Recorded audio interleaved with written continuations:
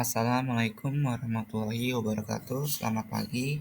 Di sini saya Ahmad Nikol Wahab akan mempresentasikan materi tentang perangkat IoT di dalam industri kesehatan. Nah, untuk mata kuliah IoT di dalam industri.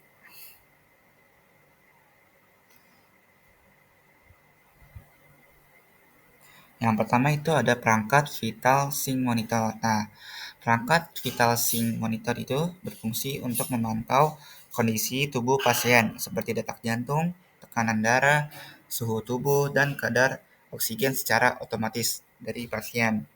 Manfaatnya, alat ini membantu dokter dan perawat memantau pasien secara real-time tanpa harus melakukan pemeriksaan manual secara terus-menerus. Keuntungannya yaitu data pasien dapat disimpan dan diakses melalui jaringan rumah sakit, sehingga pengawasan menjadi lebih cepat dan akurat tentunya. Nah, dampak positif dari alat ini tuh, sistem ini meningkatkan efisiensi tenaga medis dan meminimalkan kesalahan dalam pencatatan data vital. Namun, dampak negatifnya yaitu ketergantungan terhadap sistem digital dan resiko kesalahan pembacaan jika sensor dari alat ini atau koneksi terputus. Selain itu, ancaman keamanan data pasien juga menjadi perhatian jika tidak ada perlindungan cyber yang memadai. Ini ada contoh dari alat vital sign monitor. Kalau ada keterangannya juga. Selanjutnya ada perangkat dari Smart Health Watch. Nah, perangkat dari Smart Healthy Watch itu seperti ada Apple Watch atau Fitbit. Nah, alat ini tuh memiliki manfaat utama, terutama dalam memantau kebugaran dan kondisi tubuh pengguna, termasuk detak jantung, kadar oksigen, dan pola tidur. Keuntungan dari alat atau perangkat ini tuh, pengguna dapat mengetahui kondisi tubuh secara langsung dan menerima notifikasi bila terjadi kelainan, sehingga bisa melakukan tindakan pencegahan lebih dini. Nah, dampak positif dari Smart Health Watch ini tuh dia membantu meningkatkan kesadaran masyarakat atau pentingnya gaya hidup sehat dan kebiasaan olahraga rutin. Seperti kayak kita misalnya sedang lari itu dia bisa memantau jarak, kecepatan kita lari dan menampilkan peta kita dan dia itu menggambarkan kita maksudnya peta saat kita sedang lari. Namun, dampak dari negatif perangkat ini tuh menyangkut masalah privasi dan keamanan data. Karena informasi kesehatan yang tersimpan di cloud bisa diakses oleh pihak ketiga jika sistem yang digunakan oleh perangkat ini tuh tidak aman dan tidak mumpuni. Selain itu tuh, pengguna bisa menjadi terlalu bergantung pada alat atau perangkat ini dan mengabaikan pemeriksaan medis yang profesional. Ini ada contoh alatnya,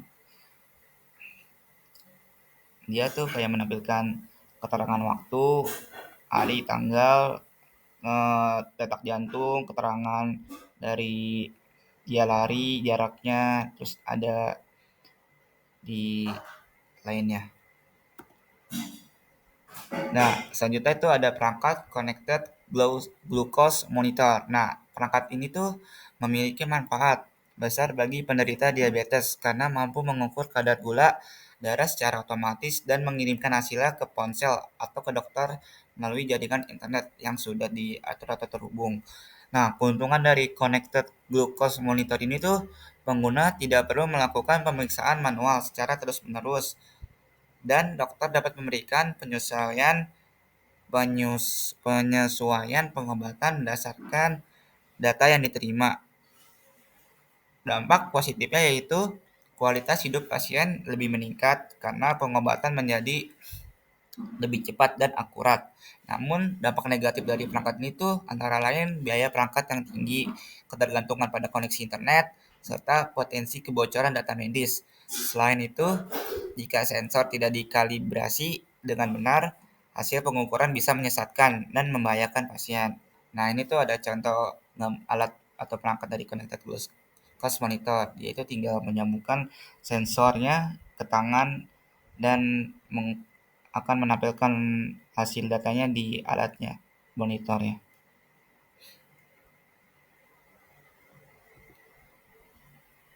Nah, Yang selanjutnya itu ada termometer pintar.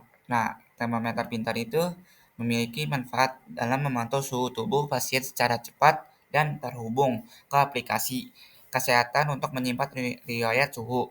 Keuntungannya itu orang tua atau tenaga medis dapat melacak perubahan suhu tubuh pasien tanpa harus berada di dekatnya, sehingga sangat berguna untuk memantau anak-anak atau pasien rawat rumah. Dampak positif dari termometer pintar ini tuh memungkinkan deteksi dini terhadap demam atau infeksi sehingga penanganan dapat dilakukan lebih cepat. Namun dampak negatif dari alat ini tuh ketergantungan pada daya baterai, kemungkinan kesalahan pembacaan jika alat tidak dikalibrasi, serta potensi gangguan jaringan yang menyebabkan data tidak tersimpan dengan baik. Nah, ini tuh ada keterangan dari salah satu contoh mengukur suhu dari orang. Ini di sini tuh keterangannya tuh 76,4 Fahrenheit. Dia tuh sehat, termasuk sehat.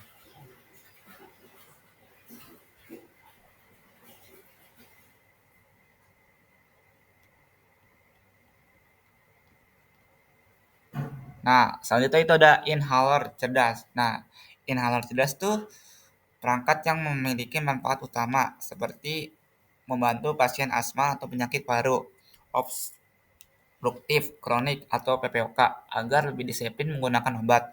Keuntungan dari perangkat ini tuh mencatat frekuensi penggunaan, memberikan pengingat waktu pemakaian, dan mengirimkan data ke dokter untuk memantau kepatuhan pasien terhadap terapi.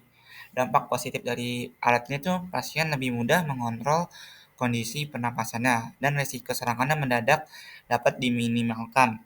Namun dampak negatif dari alat ini tuh meliputi potensi kebocoran data pribadi yang dapat diakses oleh pihak ketiga jika keamanannya tidak memenuhi, dan harga alat ini tuh cukup mahal, serta risiko tidak berfungsi optimal jika koneksi Bluetooth internet terganggu. Di sini ada contoh alatnya di gambar.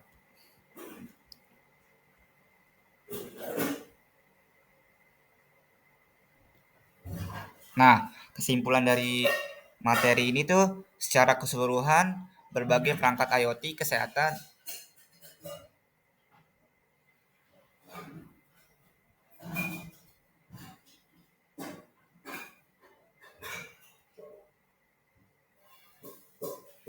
kesehatan seperti vital, sync monitor, smartwatch, glucose monitor, termometer pintar, termometer pintar, dan inhaler cerdas memberikan manfaat besar dalam meningkatkan efektivitas pengawasan kesehatan, mempercepat diagnosis, dan mendukung pengobatan yang lebih personal dan profesional.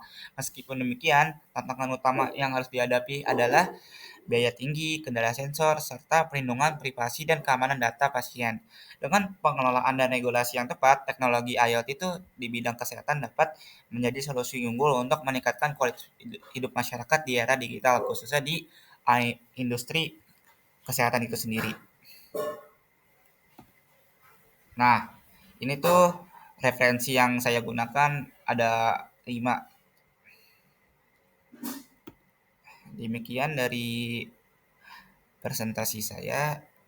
Lebih kurangnya mohon maaf. Wassalamualaikum warahmatullahi wabarakatuh.